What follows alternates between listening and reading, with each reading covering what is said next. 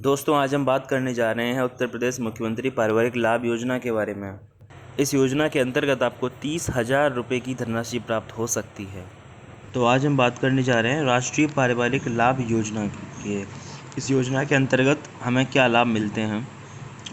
तो सबसे पहले आप समझ लीजिए कि राष्ट्रीय पारिवारिक लाभ योजना के अंतर्गत एक परिवार को 30,000 रुपये की आर्थिक मदद सरकार के द्वारा प्रदान की जाती है।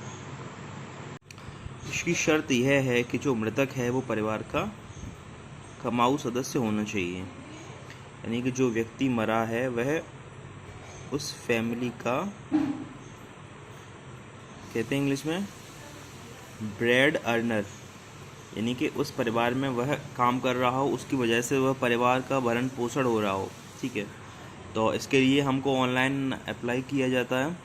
तो इसको आप खुद ना करके किसी लोकवाड़ी या जो कंप्यूटर की दुकान होती है वहाँ पे जाके आप ऑनलाइन आवेदन इसका किया जा सकता है। अब देखिए, ये एक ऑनलाइन कॉपी है, एग्जाम्पल है जिन लोगों ने ऑनलाइन आवेदन किया है। तो ये जनपद कासगंज है, रजिस्ट्रेशन संख्या इसका ये है, तहसील ये सब है, नाम, ये आवेदक का विवरण है, यानी कि जो शशि जी हैं इन्होंने आवेदन किया है अपने पति की मृत्यु होने पे, यानी इनके पति थे ठाकुरदास। जब ठाकुरदास ख़त्म हो गए, इनकी मृत्यु हो गई, तो इनकी जो वाइफ थी इन्होंने आवेदन किया है राष्ट्रीय पारिवारिक लाभ योजना के अंतर्गत।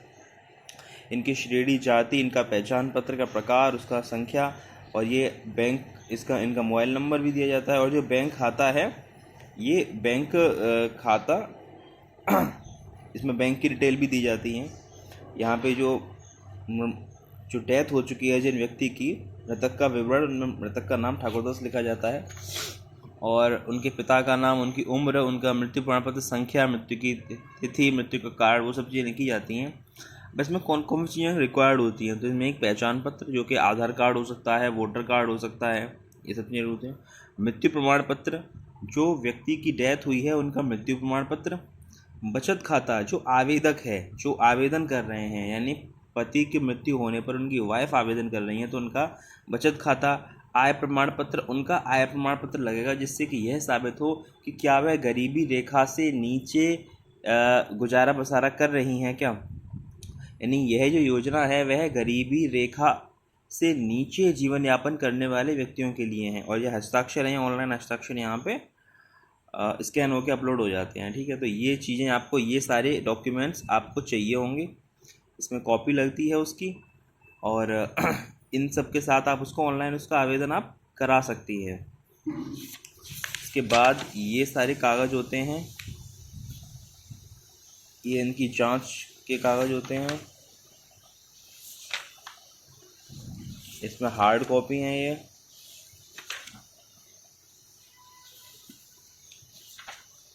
सारे डॉक्यूमेंट्स लगे हुए हैं एक जांच के लिए। फिर तहसील में इसकी 2 कॉपी निकलती हैं, इसकी एक कॉपी तो जांच के लिए तहसील में आती है और इसकी दूसरी कॉपी जांच के लिए ब्लॉक में जाती है। तो तहसील से जांच होने के बाद ये जिले पे पहुंच जाती है समाज कल्याण विभाग में। जिले पे लेखपाल, कानूनगो, एसडीएम, इन सब से जांच होने के बाद ये कॉपी पहुंच जाती है समाज कल्याण विभाग, जो कि जिले पर स्थित होता है।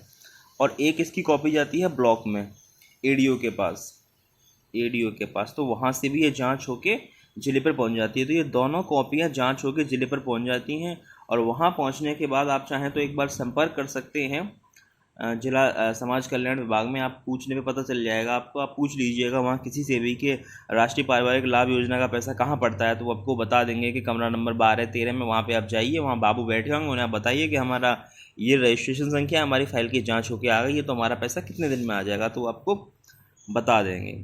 बहुत ही आसान प्रक्रिया है, आप बस किसी भी लोकवाड़ी पे जाके ये सारी चीज़ें आपको मालूम हो, नाम, आपका पहचान पत्र संख्या, ये कुछ बहुत मामूली सी चीज़ें हैं, ये सब आपको मालूम हो, आप जाके ऑनलाइन आवेदन कर दीजिए। और निश्चित ही, क्योंकि जब किसी घर में कोई मृत्यु होती है तो 30,000 रुपये की एक आर्थिक मदद भी बहुत फ़ायदा पहुंचाती है उन घर वालों को, तो ये बहुत अच्छी चीज़ है। एक बात का ध्यान रखिए कि मृत्यु दिनांक से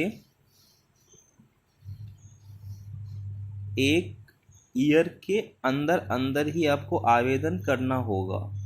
इस योजना का लाभ प्राप्त करने के लिए। अगर मृत्यु दिनांक 1/1/2020 है तो आपको 1/1/2021 से पहले ही आवेदन करना होगा। अगर आपने 2021 के बाद आवेदन किया तो यह लाभ फिर आपको नहीं मिल पाएगा। तो आशा करता हूँ कि आपके आसपास या फिर आपकी जानकारी में अगर कोई मृत्यु होती है और जो गरीबी रेखा से नीचे जीवन यापन कर रहे हैं तो आप ये जानकारी उन्हें देंगे, जिससे कि उन्हें सरकार की मदद से इस आर्थिक लाभ का फ़ायदा हो। धन्यवाद।